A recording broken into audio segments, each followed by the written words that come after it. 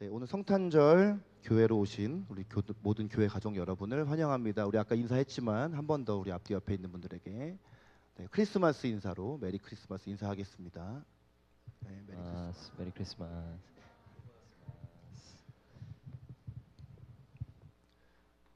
성탄절은 2000년 전에 예수님께서 이 땅에 탄생하신 것을 축하하고 또 기념하는 그런 날로 우리가 모든 교회에서 어떤 교단이나 교파를 불문하고 이 성탄절을 우리가 지켜오고 있는데 오늘 예수님의 생일을 지키는 그런 날이죠. 네. 여러분이 어떤 사람의 생일이라서 생일 파티에 초청받아서 간다면 뭘 가지고 갑니까? 선물을 이제 가지고 가죠. 네, 여러분 오늘 예수님 생일 이 파티에 오신 거거든요. 예배를 드린다는 것은 오늘 예수님의 생일 파티에 오신 것인데 뭘 가져오셨나요? 네, 뭐 가져오셨어요? 음식 가져오셨어요? 네. 우리가 사람의 생일에도 이렇게 그를 축하하기 위해서 어떤 선물을 주는 것처럼 우리 그리스도인이 예수님의 생일에 어떤 선물을 드릴 때 그분께 가장 좋은 선물일 수 있을까? 물론 하나님께서는 가장 귀한 선물로 오늘 여러분이 예배의 자리에 나와서 하나님 앞에 한 명의 예배자로서 예배하는 여러분 자체를 선물로 받으실 것이고요. 네. 더 좋은 선물이 있습니다. 그것은 예수님께서 이 땅에 33년 동안 계시고 나서 다시 하나님의 보좌 우편으로 가실 때 그분이 우리에게 유일하게 유언처럼 남기신 말씀 있죠. 그것은 내가 만난 예수님에 대해서 누군가에게 증인이 되라는 거예요. 네, 우리가 정말 사랑하는 가족, 친구, 또 우리가 알고 있는 직장 동료, 친구, 학교에서 만나는 같이 함께 학업을 하는 친구들, 내가 만나는 이웃들, 우리가 가장 사랑하는 또 정말 사랑한다면 가장 좋은 것으로 그에게 주어야 할 것이고 가장 좋은 것으로 그에게 우리의 사랑을 전해야 할 것인데 우리의 삶에 가장 좋은 것이 무엇이겠습니까? 그것은 예수 그리스도라는 것이죠. 자, 1년 365일 중에 예수님을 전하기에 가장 좋은 날이 있어요. 그게 바로 성탄절이에요. 왜냐하면 이 땅에 사는 모든 사람들이 크리스마스, 이 성탄절을 모르는 사람은 아무도 없기 때문이에요. 네, 그리고 이 크리스마스라는 단어 자체가 예수님을 나타내기 때문이에요. 크리스마스 시즌이 되면 우리는 누구나 다 어떤 인사를 합니까? 메리 크리스마스라는 인사를 하죠. 네, 그런데 지난 2019년 겨울에 미국 대법관인 닐 고서치라는 사람이 방송에 나와서 메리 크리스마스라는 발언을 했더니 인터넷에 수많은 댓글이 이 사람을 비난하기 시작했습니다. 뭐 어떤 사람은 방금 그가 크리스마스라고 메리 크리스마스라고 말한 거 들었어? 최악이야. 닐 고서치는 메리 크리스마스라고 말한 것에 대해서 사과했어? 막 이런 댓글들이 달리기 시작했어요. 왜 이런 일이 벌어졌느냐?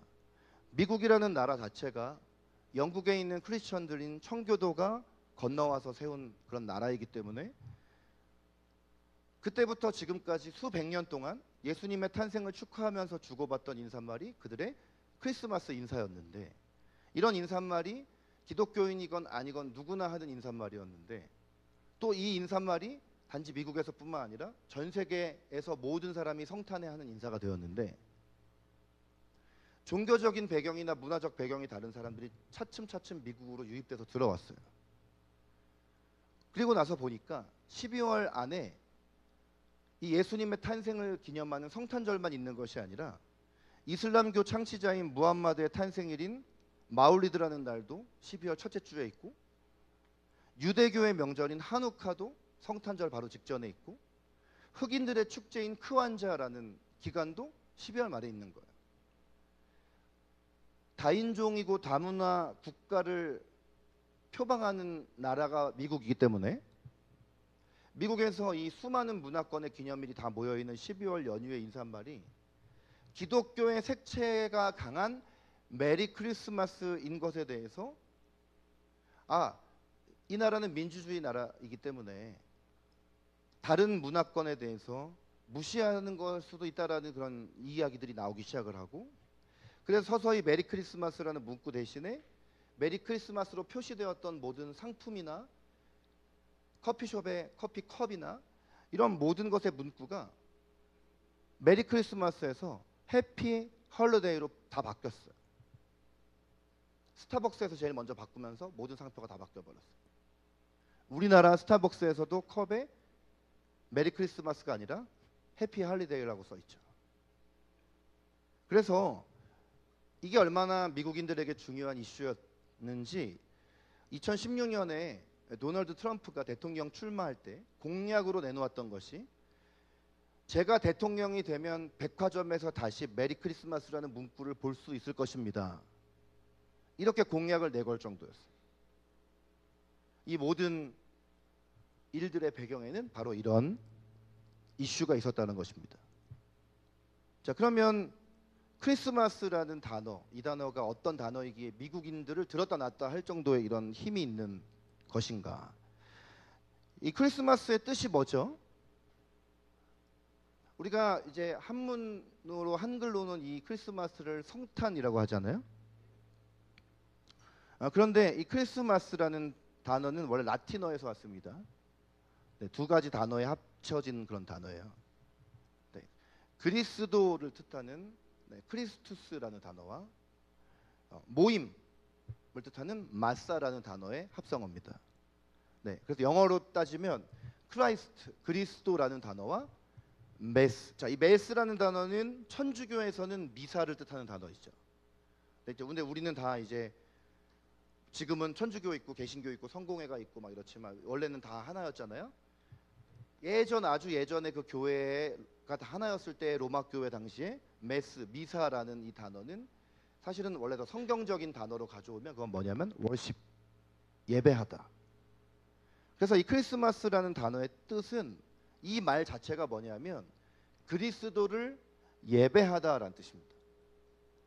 사람들이 메리 크리스마스라고 인사할 때 기독교인이 아니더라도 그 크리스마스라는 말을 입에 이렇게 담는다는 것은 그들의 입에서 예수 그리스도를 예배합시다라는 어떤 신앙의 고백을 그들 자신도 모르게 뱉고 있는 거예요.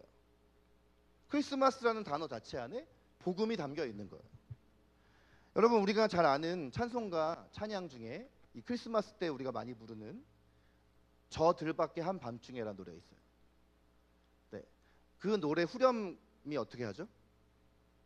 네, 노엘 노엘 하잖아요. 제가 얼마 전에 누구 보고 이거 찬송가 많이 우리가 부르는데 노엘이라는 게 무슨 뜻이에요? 라고 이렇게 물어봤어요. 그랬더니 대부분은 10명한테 물어보면 9명은 몰라요.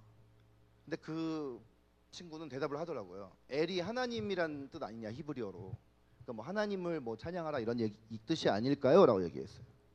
네, 그래도 대답 못한 사람보다 훌륭해요. 이 자리 안에 있어요. 근데 땡입니다. 그런 뜻이 아니에요. 노엘이라는 거는 뭐냐면요, 어렸을 때부터 저도 이 찬송가 뭐 아주 꼬맹이 때부터 불러왔는데, 이 찬송가는 프랑스 찬송가거든요. 작사 작곡자가 지금까지도 밝혀지지 않았어요. 네, 트래디셔널 힘, 전통 찬송이에요. 그냥 구전으로 전해 내려오는 그런 노래예요. 그런데 이 노래의 원래 제목이 뭐냐면 The First Noel이에요. 뭐냐면 The First라는 건 뭐죠? 제일 최초의, 첫 번째란 뜻이잖아요. 그러니까 최초의 노엘이란 뜻이에요. 그럼 저 노엘이란 뜻은 뭐냐면 프랑스어로 크리스마스란 뜻이에요.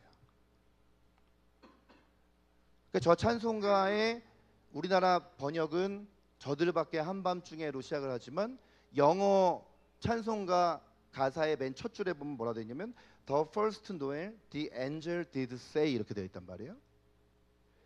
천사가 뭐라고 말했냐, 천사가 와서 사람들에게 말하기를 와, 최초의 크리스마스입니다 라고 선포했다는 거예요. 이 찬양의 원래 뜻은 그런 뜻이에요. 네, 여러분 그 영어로 된 찬송가나 찬양은 웬만하면 영어로 불러야 돼요. 왜냐하면 우리나라 말로 영어로 된 찬송가를 번역할 때 이렇게 깊은 뜻이 담겨 있는 거를 우리나라 말로 끼워 맞추면서 다 축소가 돼 버려요. 그러니까 더 퍼스트 노엘은 저들밖에 한밤중에가 중요한 주제가 아니라 예수님께서 이 땅에 오셨던 2000년 전에 최초의 크리스마스에 대한 이야기를 찬양하고 있는 것이에요. 자, 그러면은 여러분 이 크리스마스 시즌이 되면 많은 사람들에게 논쟁이 되는 것 중에 하나가 실제로 2000년 전 12월 25일이 예수님 탄생일이냐라는 거예요. 주로 이런 질문은 우리가 이렇게 길거리 걸으면 이단들이 와서 물어봐요. 너희들이 이 12월 25일 날 크리스마스라고 성탄절이라고 하고 그날 예배 드리는데 정확히 12월 25일이 성탄절이라고 성경에 어디에 써 있냐? 라고 물어보면은 뭐라고 대답할 거예요? 우리 현수 형제 질문 많이 하는데 질문을 역으로 받는다면 어떡할 거예요? 대답 잘 해줘야 될 거 아니에요? 질문 많이 하니까. 뭐라고 대답할 거예요? 온유 형제. 뭐라고요? 네, 역사적 어원을 얘기할 거라고요? 12월 25일이 예수님이 탄생한 날이라는 게 성경에 어디에 써 있어요? 라고 물어보면 뭐라고 대답할 거냔 말이죠. 사실 성경에 예수님의 탄생 날짜가 기록돼 있어요, 안 돼 있어요? 안 돼 있단 말이에요. 그리고 예수님이 탄생하셨을 당시가 언제인지를 우리가 추측해 볼 수 있는 누가복음 말씀에 보면은 목자들이 양을 치다가 양을 돌보고 있다가 베들레헴으로 가서 천사의 말을 전했다고 기록되고 있거든요. 근데 예수님 태어나신 곳이 베들레헴이잖아요. 근데 베들레헴의 12월은 우리나라와 같이 아주 추운 겨울이에요. 근데 이런 추운 겨울에 목자가 들에서 양떼를 돌볼 리가 없잖아요. 겨울에 양들이 뭐 목초를 먹을 수가 없는 그런 계절이거든요. 그런데 왜 이 크리스마스를 겨울인 12월 25일에 지키게 됐는가? 사실은 역사적으로 더 고증을 해보면 예수님의 탄생은 보통 한 3월에서 4월 정도로 보는데 왜 12월 25일 한겨울에, 또 우리가 웬만하면 크리스마스 때 눈이 오기를 바래서 화이트 크리스마스라는 노래도 나왔잖아요. 눈이 안 왔지만 왜 크리스마스를 겨울 시즌에 지키게 됐냐면 원래 이 12월 25일은 어떤 날이냐,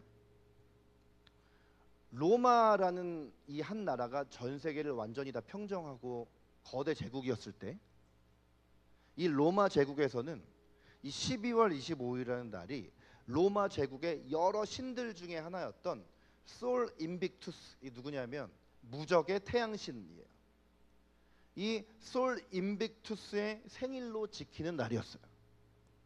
근데 로마 제국 안에 로마 신이었던 이 위대한 태양신이라고 하는 이 솔 인빅투스를 탄생을 기리면서 축제를 벌이면 이 로마 안에 엄청난 더럽고 음란한 문화가 이 안에 막 성행을 하기 시작을 한 거예요. 근데 이 당시에 로마 황제, 아직 로마가 기독교를 국교로 만들기 전이거든요. 근데 이 솔 인빅투스의 탄생일이 너무 문란하고 사회 질서가 막 무너질 정도로 막 무질서한 날이 돼버리니까 로마 교회의 교황이었던 율리오 1세가 350년에 이 12월 25일을 태양신의 탄생일이 아니라 오히려 예수 그리스도의 탄생일로 바꿔서 지키자라고 선포를 하기 시작을 한 거예요. 그러니까 크리스마스가 이 당시에, 그러니까 기원을 따지자면 2000년 전부터 12월 25일이 크리스마스였던 것이 아니라 AD 350년에 율리오 1세 교황이 선포하면서부터 시작이 된 거예요. 그리고 지금처럼 이렇게 온 세계의 모든 사람들이 다 지키는 휴일로 또 축제로 지키게 된 것은 1870년에 미국 의회가 12월 25일을 성탄절 국가적 휴일로 지정하면서 시작이 됐어요. 네, 우리나라는 1886년 12월 24일에 스크랜튼 선교사님이 오늘날의 이화여대죠. 이화학당에 크리스마스 트리를 세웠고, 그리고 1887년 성탄절에는 아펜젤러 선교사님, 우리나라에 가장 처음 들어오셨던 감리교 선교사님 있죠. 이분이 배제 학당 아이들을 위해서 양말에다가 선물을 담아서 나누어 주어서 1886년, 1887년 이렇게 성탄절이 이제 시작이 된 것입니다. 네, 크리스마스에 착한 아이들에게 선물을 준다는 인물이 있죠. 누구죠? 네, 산타클로스. 이 산타클로스도 기원을 따져보면 또 중요한 의미가 있습니다. 4세기에 오늘날 튀르키예에 살고 있었던 성 니콜라오라는 주교가 있어요. 저 왼쪽에 있는 저분인데, 근데 이분이 자기 마을에 살고 있는 여성들이 있었는데 세 자매였대요. 근데 이 세 자매가 결혼 정년기가 돼서 결혼을 해야 되는데 결혼을 하지 않고 처녀 상태로 있으면 그 당시에 튀르키예에 있는 사람들이 이 여성들을 사창가에 팔아버렸다고 그래요. 근데 이 성 니콜라오가 이걸 굉장히 긍휼하게 여긴 것이에요. 그래서 이 세 자매의 집에 몰래 결혼할 수 있는 비용을 다 거기에 두고 갔어요. 근데 이제 12세기로 넘어와서 이 사건은 4세기 정도에 있었던 일인데 12세기에 프랑스의 수녀들이 이 성 니콜라오를 매년마다 이 성 니콜라오 기념일에 지키잖아요. 이 사람을 기리고 기념하는 일을 하잖아요. 그때 이 이야기를 기억하면서 12월 5일에 가난한 아이들에게 선물을 이렇게 주기 시작을 했는데 이것이 산타클로스의 시작이에요. 그러니까 사실은 니콜라스라는 이름이 아마 니콜라스 저 왼쪽에 있는 사람하고 저 산타클로스의 이미지하고 비슷한 것 같습니까? 이 니콜라스라는 이름이 이렇게 변형이 돼가지고 산타클로스라는 이름이 된 것이죠. 그래서 유럽의 카톨릭 국가에서는 이 성 니콜라오 축일이 12월 6일인데 가족 중에 한 명이 니콜라오랑 비슷한 분장을 하고 나타나서 착한 어린이는 칭찬을 하고 나쁜 어린이는 혼내주는 풍습이 있었다고 해요. 그게 산타클로스예요. 그래서 우리가 산타클로스는 착한 어린이들에게는 울지 않는 어린이에게는 선물을 준다. 네, 이런 이야기가 바로 여기서 나온 것이에요. 자, 여러분 우리 저 오른쪽에 크리스마스 트리가 있는데 크리스마스 트리도 기원이 있어요. 종교 개혁가였던 마틴 루터가 12월 25일 성탄절 전날에 숲을 이렇게 산책하고 있었는데 아주 가장 평범한 나무가 전나무거든요. 네, 보통 나무를 꺾어와서 이제 트리를 만드는 사람들이 가장 많이 쓰는 나무의 자질이 전나무란 말이에요. 근데 전나무는 가장 평범한 나무예요. 별로 이렇게 볼품 없는 나무인 것이죠. 근데 마틴 루터가 이렇게 산책을 하던 중에 전나무 위에 눈이 이렇게 내려앉은 거예요. 근데 그 눈이 이렇게 달빛에 비춰서 반짝반짝거리는 모습을 보고 깨달음을 하나 얻었어요. 그게 뭐였냐면 아무리 평범하고 초라한 전나무라도 빛을 받으면 주변까지 빛을 비추는 존재가 된다라는 깨달음이었어요. 네, 우리는 그냥 이렇게 산책하다가 전나무를 보면 이런 깨달음 얻을 수 있을까요? 역시 믿음의 사람은 깨달음도 다른 것이죠. 그래서 이 깨달음을 바탕으로 해서 전나무에다가 눈 모양의 솜을 붙이고 촛불을 달고 리본 장식을 한 다음에 그 다음날 자기가 설교하는 교회에다 그것을 설치하고 설교를 할 때 무슨 제목의 설교를 했냐면 이와 같이 빛을 밝히는 그리스도인이 되기를 이란 설교를 했어요. 근데 사람들은 이날 루터가 설교한 내용을 기억하기보다 이날 루터가 가져와서 설치한 크리스마스 트리를 기억하고 이때부터 크리스마스 트리를 교회에다 설치를 하고 가정에 설치를 하기 시작을 한 거예요. 이 크리스마스는 우리에게 이처럼 익숙한 뭐 캐롤이나 산타클로스나 뭐 크리스마스 트리나 이런 하나의 문화입니다. 그래서 이런 크리스마스 문화는 그리스도인들과 그리스도인이 아닌 사람들 모두에게 굉장히 기다려지는 휴일이고 또 우리 그리스도인에게는 단지 하나의 지나가는 할리데이가 아니라 훨씬 더 위대한 그 모든 것들을 다 아우르는 우리의 1년 동안의 전체 신앙생활을 아우르는 놀라운 의미가 있는 것이죠. 그 의미는 뭐냐면 예수님께서 이 땅에 오신 것을 기념하고 감사하며 이 크리스마스라는 말 그대로 예수 그리스도께 예배하는 날이라는 것입니다. 자, 오늘 마태복음 1장은 신약 성경의 네 복음서 중에 가장 첫 번째 복음서이자 예수님의 제자 중에 한 명이었던 마태가 기록한, 마태가 예수님과 함께 동행하면서 실제로 자신이 경험한 것을 기록한 복음서예요. 그리고 그 중에서도 가장 1장에 나옵니다. 예수님의 탄생에 대한 기록이 자세히 나온 것은 마태복음 1장 그리고 누가복음 2장 이 두 군데인데, 마태복음 1장에서는 하나님의 사자인 천사가 누구에게 찾아와요? 예수님의 아버지인 요셉에게 찾아오고, 누가복음 2장에서는 천사 가브리엘이 예수님의 어머니였던 마리아에게 찾아옵니다. 네, 이 두 가지가 좀 다르게 기록이 되어 있지만 오늘은 마태복음 1장 내용을 좀 보려고 하는데요.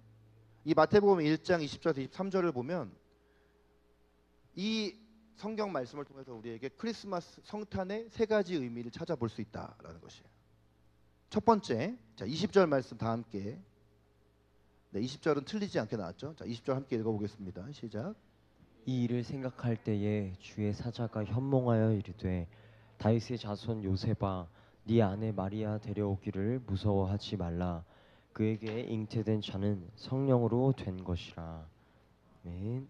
자 20절 전에 18절 19절에 있었던 일과 연관해서 우리가 봐야 되는데, 자 우리가 예배를 시작하면서 선포하는 신앙 고백이 이 사도신경이잖아요.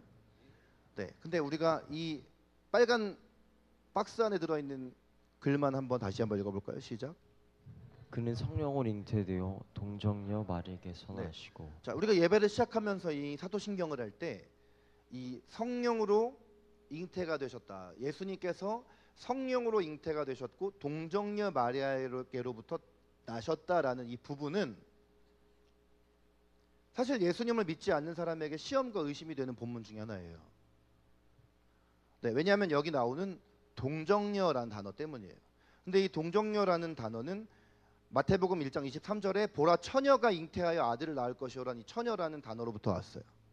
헬라어로 파르테노스라는 단어는 순결을 잃어버리지 않은, 성관계하지 않은 여자를 뜻하는 단어예요.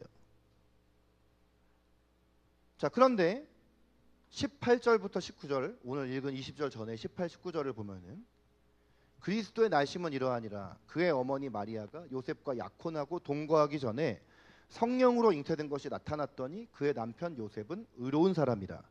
그를 드러내지 않고 가만히 끊고자 하여, 이렇게 되어 있어요. 예수님께서 사셨던 시대의 유대인들의 풍습에서는 여성이 보통 몇 세 때 결혼했냐면 12세에서 13세 정도 되면 결혼을 합니다. 여기 있는 여성분들은 이미 결혼하신 나이여야 돼요. 유대인들의 풍습에서. 근데 여기 지금 결혼하신 분은 한 분밖에 안 계세요. 다 12, 13세 이상인데. 근데 이제 이 유대인들의 결혼 풍습을 보면은 결혼을 하기 전에 약혼을 하잖아요. 근데 이 약혼 기간 중에는 배우자가 될 남녀 간에 만날 수가 없어요. 신기하지 않습니까? 우리는 결혼하기 전에 1년은 가장 자주 만나고 연애를 하는 기간이라고 생각을 하잖아요. 근데 유대인들은 자기들이 맘대로 누가 좋다고 해서 이렇게 결혼하지를 못해요. 이 모든 결혼은 다 부모님들끼리 합의하에 정해주는 거예요. 그래서 정혼을 하는 거예요. 정혼. 부모님들끼리 정혼을 하고 나면 그 다음에 약혼을 하는데, 약혼한 기간 동안에는 남자와 여자가 결혼하기로 결정을 해서 1년 동안 서로 얼굴을 못 봐요. 저 얼마 전에 저 저니 투 베들레헴 저 영화 개봉했는데, 저 영화 보면 이런 내용이 되게 자세하게 나와요. 저 영화가 미국에서 굉장히 흥행한 크리스마스 영화인데 우리나라에서 망했어요. 근데 이 정혼을 하고 약혼한 1년 기간 동안 배우자가 될 남녀가 서로 만나지도 못하고 이렇게 만남이 이루어지지를 않고, 신부가 될 여자는 자기 친가에서 이렇게 1년 동안을 가만히 머물러 있어야 된단 말이에요. 근데 마리아와 요셉이 약혼한 기간이었단 말이에요. 저기 보세요. 그의 어머니 마리아가 요셉과 약혼하고 동거하기도 전에 이렇게 돼 있단 말이에요. 그러니까 지금 사실은 마리아 입장에서는 요셉이 누군지도 몰라요. 아, 우리 부모님이 나랑 결혼할 사람을 정해뒀다라는 것만 알고 있는 상태인 거예요. 근데 이런 상태에서 자기는 친가에 머물러 있고, 어느 누구하고 남자랑 만난 적도 없고 동거한 적도 없는데 성령으로 임신이 된 게 나타나 버렸다는 거예요. 자기 몸에서 막 임신의 징조가 막 나타났다라는 것이죠. 그리고 누가복음, 오늘 우리가 읽은 마태복음 말고 누가복음에 의하면 누가복음에는 마리아에게 가브리엘이 나타나고, 오늘 마태복음에 보면은 요셉에게 각각 하나님께서 보내신 천사가 와서 뭐라고 말씀을 하시냐면은, 지금 마리아가 임신을 한 것은 그냥 임신한 것이 아니라, 남녀가 육체적 관계를 해서 임신한 것이 아니라 성령으로 잉태된 것이 나타난 것이다 라고 얘기를 한다는 것이에요. 상식적으로 여자와 남자가 관계를 맺지 않고 아기를 잉태할 수 있나요? 이게 제3자가 볼 때도 말이 안 되는데, 이 일을 실제로 겪은 요셉과 마리아의 입장에서는 더욱더 깜짝 놀랄 만한 일이었다는 거예요. 그리고 이것이 다른 사람에게 알려질 것이 얼마나 두려웠겠어요. 이 당시에 유대인들의 율법에 의하면 마리아 같은 이 여자가 지금 결혼도 하지 않았는데 임신을 했다. 그러면 이건 율법의 기준에 의해서 돌에 맞아서 죽임을 당할 수도 있는 그런 일이거든요. 그러니까 이게 엄청 깜짝 놀랄 그런 일이었는데, 근데 중요한 것은 하나님께서는 우리 사람의 생각에 갇혀 있을 수 없다라는 것이죠. 자, 오늘 이 말씀을 통해서 우리가 알 수 있는 건 뭐냐? 하나님께서는 우리 눈에 보이는 이 물질적인 세계, 가시적인 세계에 갇혀 있을 수 없는 분이십니다. 그래서 인간이 가지고 있는 이성이나 논리나 과학이나 철학을 통해서 하나님과 하나님께서 하신 일에 대해서 증명하려고 하면은요, 증명을 최대한 하려면 할 수 있겠지만 끝까지 증명되지 않는 부분이 남을 수밖에 없어요. 왜 그럴까요? 인간의 이성과 과학과 철학으로 하나님이라는 존재가 증명이 되잖아요. 그러면 하나님보다 인간이 더 위에 있는 것이 돼요.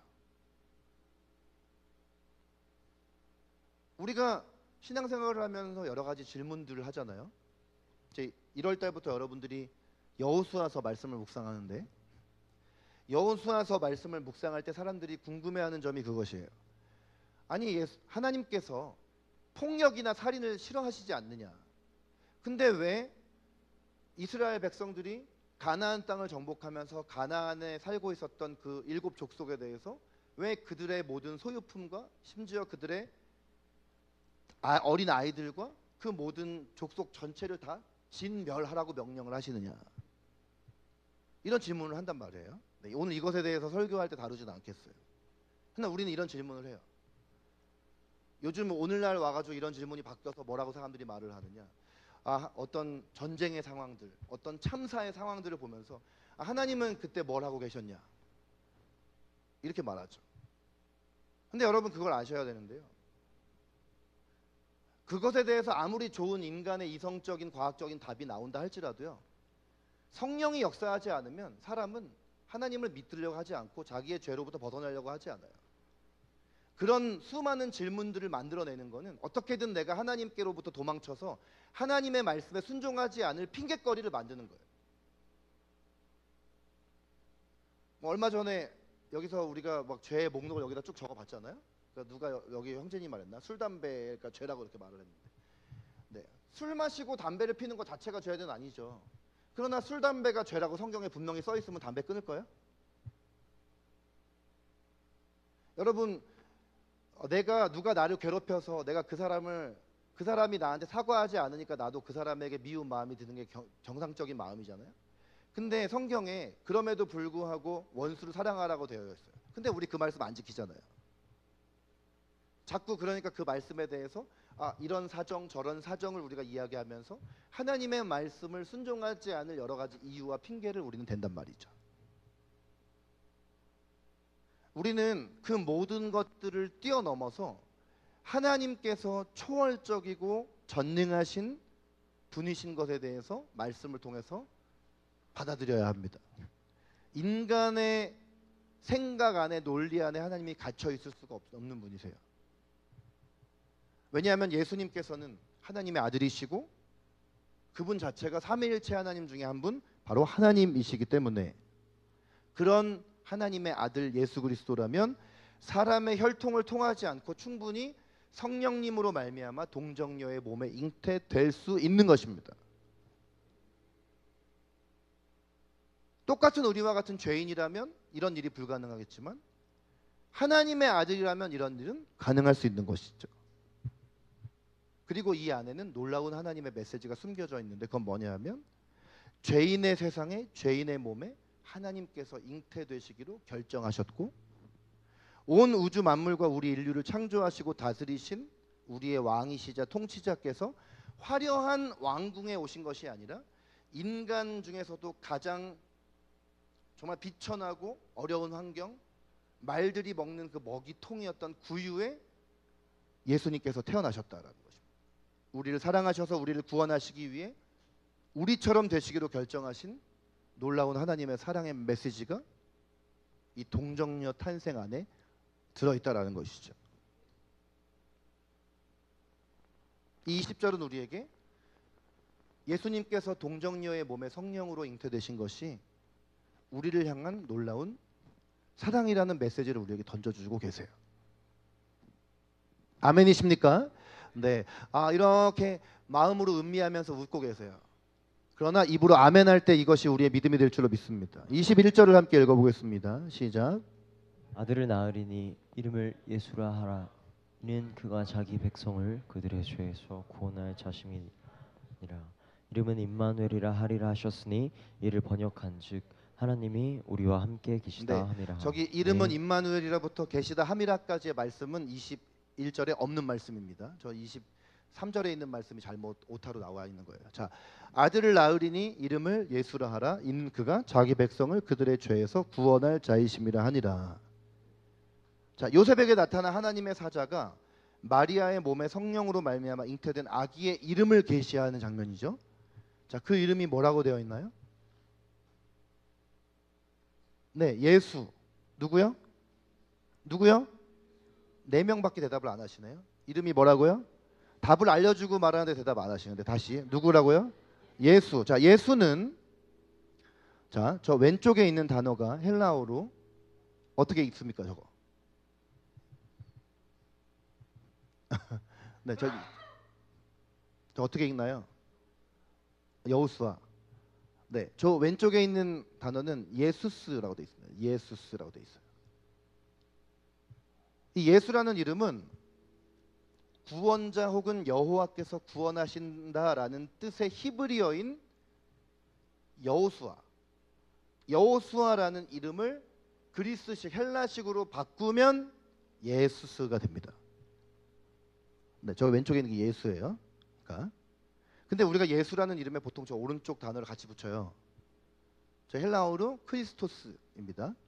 예수 그리스도라고 하죠. 예수 그리스도. 근데 그리스도는 이게 히브리어로는 메시아. 네, 그리고 헬라어로는 저 단어 그대로 크리스토스. 그래서 이 크리스토스라는 건 뭐냐면 기름 부음을 받은 자라는 뜻이거든요. 자, 기름을 붓는다. 구약 성경에서 기름을 부을 때는 언제냐면 왕이나 제사장과 선지자와 같이 하나님의 신적 권위를 가진 사람을 임명할 때 기름을 머리부터 발끝까지 이렇게 부음으로써 그 사람이 하나님께서 보내시고 세우신 사람이다라는 것을 온 사람들에게 다 공포를 했단 말이에요.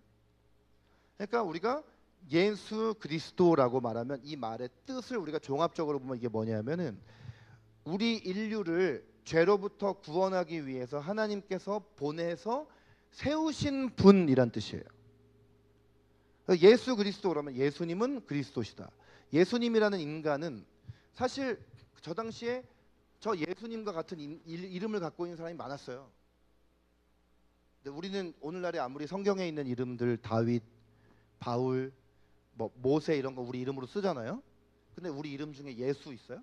이예수, 강예수, 고예수 있어요? 없잖아요. 그런데 유대인들 안에는 이 예수아라는 이름이 흔한 이름이에요. 그래서 성경에도 보면 여호수아, 호세아, 예수아 이게 다 같은 단어예요. 근데 이 단어의 헬라식 표현이 저 신약 성경에 쓰여질 당시에 전 세계에서 가장 많이 공용어로 쓰였던 이 헬라식의 그리스어의 이름이 예수스란 단어인 것이에요. 그러니까 이거는 한 그냥 사람의 이름이에요. 근데 예수 그리스도 하면 이게 무슨 뜻이냐면 예수라는 사람은 그냥 한 명의 인간이 아니라 자기의 백성을 죄에서 구원하시기 위해 하나님께서 이 땅에 보내어 세우셔서 임명하신 하나님의 권위를 가진 사람이다라는 뜻입니다. 자, 이 말씀 가운데 마태복음 1장 21절 가운데 예수님께서 이 땅에 오신 목적이 분명하게 기록이 되어 있죠. 그게 무슨 목적이죠? 우리를 구원하시기 위해서 오셨다. 우리를 무엇으로부터 구원하기 위해서 오셨냐? 우리를 죄로부터 구원하시기 위해서 오셨어요. 죄라는 것은 일반적으로 법을 어기거나 좀 더 차원을 넓히면 도덕이나 윤리를 벗어난 어떤 행동을 하는 것 정도만 생각해도 사람들은 굉장히 일반적인 사람보다 인격자라고 생각을 하죠. 근데 성경에서는 도덕 윤리를 벗어난 행동을 하거나 법을 어긴 행동보다도 훨씬 더 넓은 범위를 이야기해요. 그게 뭐냐면 하나님께 불순종하는 것. 물론 법을 어기거나 도덕이나 윤리를 벗어난 행동을 하는 것 자체가 하나님께로부터 벗어난 행동을 하는 결과물이죠. 그러나 그 뿌리는 뭐냐면 하나님께 대한 불순종이에요. 하나님께 대한 거역의 뿌리가 있을 때 그 뿌리에서 줄기가 나고 잎이 나서 열매로 맺혀지는 게 법을 어기거나 도덕과 윤리를 어기는 것이에요. 근데 근본은 뭐에서부터 출발인 것입니까? 나를 만드시고 지금도 통치하고 계신 하나님이라는 존재에 대해서 인정하지 않고 하나님께 등 돌린 채로 잘못된 방향으로 나아가는 것이 죄의 첫 시작이라는 것이에요. 그러니까 죄는 곧 뭐냐? 그들의 죄에서 구원할 자이심이라 할 때 저 죄라는 단어는 하나님에 대한 불순종적인 상태를 말하는 것이에요. 최초의 아담과 하와 이래로 모든 인간은 모태에서 출생하는 순간부터 하나님 앞에서 죄인의 상태로 사는 것이에요. 그러다가 살면서 거짓말도 하고 미움과 시기와 질투도 하고 음란하기도 하고 교만하기도 한 이 모든 것은 그 자체가 물론 죄의 열매이지만 뿌리는 하나님께 대한 거역으로부터 출발하는 것이에요. 이 죄인은 이 땅을 살면서 자신의 만족과 행복을 위해서 열심히 뭔가를 몰두하고 집착을 해요. 하나님은 우리 모든 인간이 하나님을 예배하는 자로 창조하셨지만 죄인은 하나님을 예배하는 것이 아니라 하나님 아닌 어떤 것을 예배합니다. 예배라는 것은 결국은 내 삶에 가장 우선순위를 두는 것이고 가장 집착하는 것이에요. 어떤 사람은 돈을 가장 소중하게 여겨서 돈을 예배하고 어떤 사람은 인간관계를 소중하게 여겨서 인간관계를 예배합니다. 사람은 자라오면서 자기가 결핍되어진 부분들이 있으면 그 결핍된 부분에 집착을 하게 되고 그 결핍된 부분을 자신의 예배 대상으로 만들어요. 우리가 살아가면서 인간관계에서 내가 거절당하고 인간관계가 끊길 것을 두려워하는 사람들이 있어요. 그 왜 그럴까요? 인간관계로부터 받은 상처가 있는 거예요. 결핍이 있는 거예요. 그러니까 인간관계를 맺으면서 어떤 사람이 자신을 막 학대를 하고 괴롭힘에도 불구하고 그 사람하고 관계를 정리를 못해요. 어떤 사람은 막 돈에 집착해요. 돈에 지갑에 돈이 없으면 막 불안하고 통장에 잔액이 막 떨어지고 막 그러면은 막 내가 막 죽을 것만 같이 막 생각을 해요. 그런 사람들의 이야기를 들어보면 어렸을 때부터 집에 돈이 없이 가난하게 자랐어요. 그러다 보니까 돈에 집착을 하는 것이에요. 근데 여러분, 이것이 결핍과 상처로부터 비롯된 것인 것 같지만 사실은 죄성으로부터 온 것입니다. 그거는 죄예요. 하나님은 돈이나 인간관계나 그 다른 어떤 것도 우리를 만드시고 다스리신 하나님의 자리를 대신할 수 없다고 말씀하고 계세요.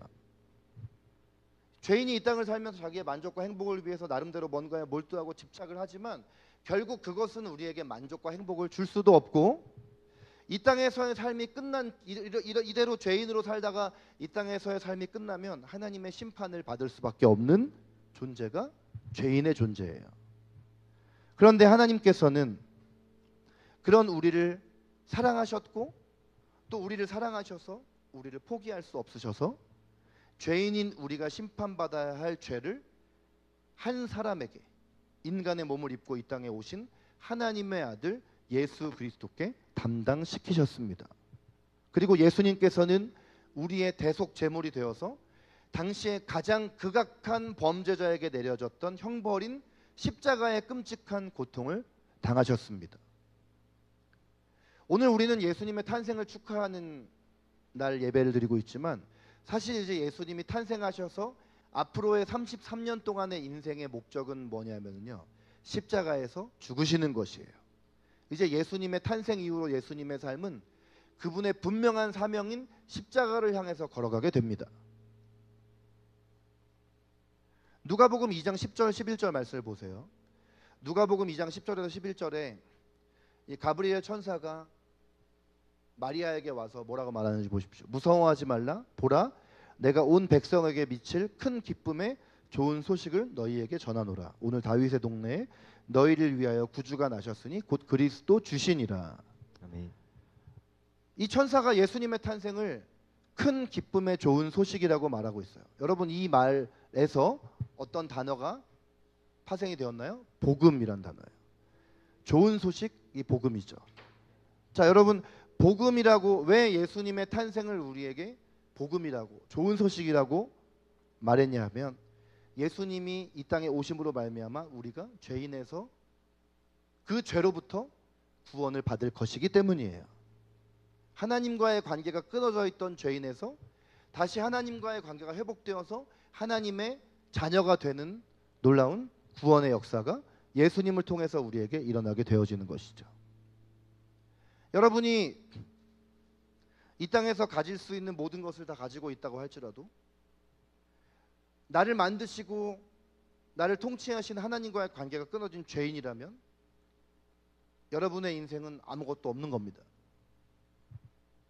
그러나 내가 아무것도 가진 것이 없어도 내가 하나님의 자녀라면 어떻겠어요?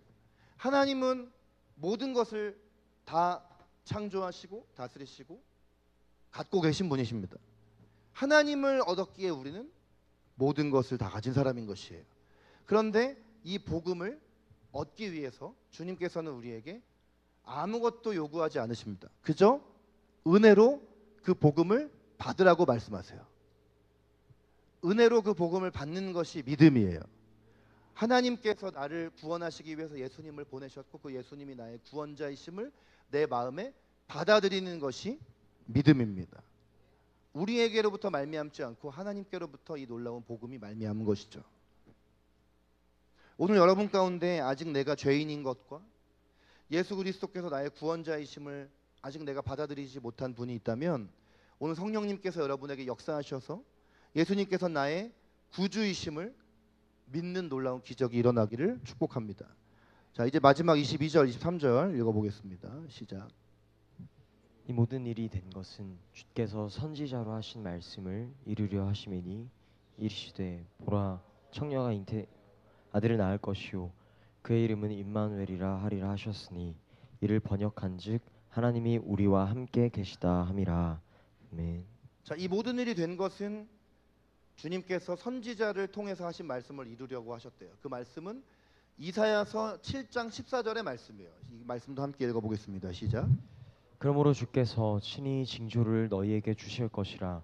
보라 청녀가 잉태하여 아들을 낳을 것이요 그의 이름을 임마누엘이라 하라.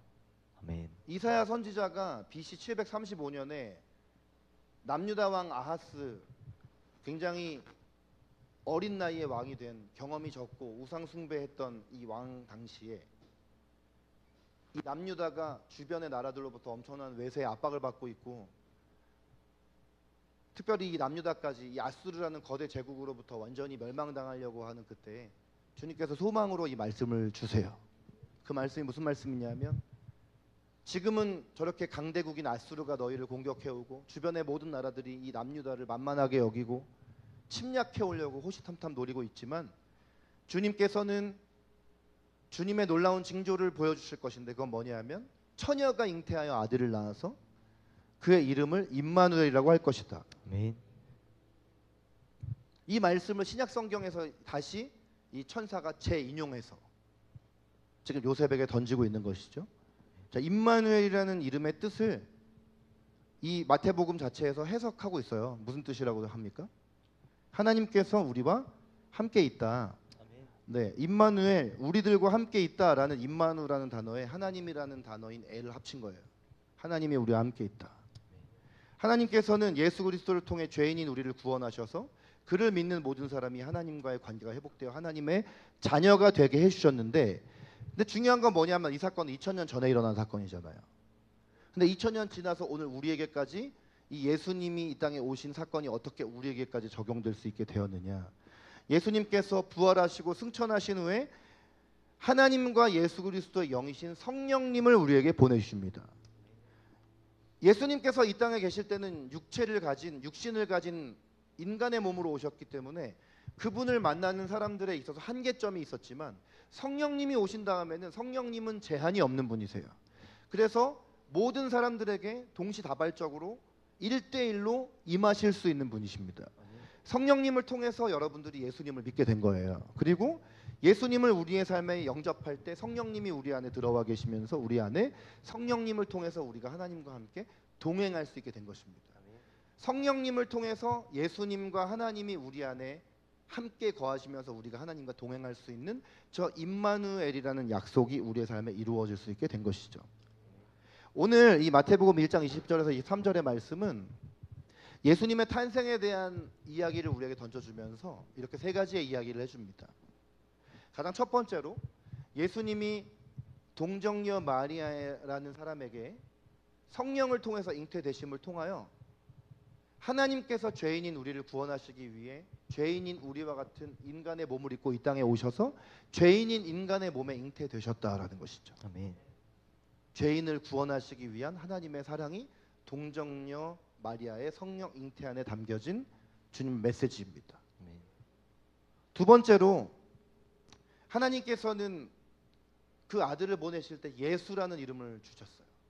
예수라는 이름은 죄인인 우리를 포기하지 않으시고 버리지 않으시고 여전히 그 죄인인 우리를 사랑하셔서 우리를 구원하기 위해서 예수님께서 이 땅에 오셨다라는 하나님의 사랑의 메시지를 우리에게 던지고 있어요.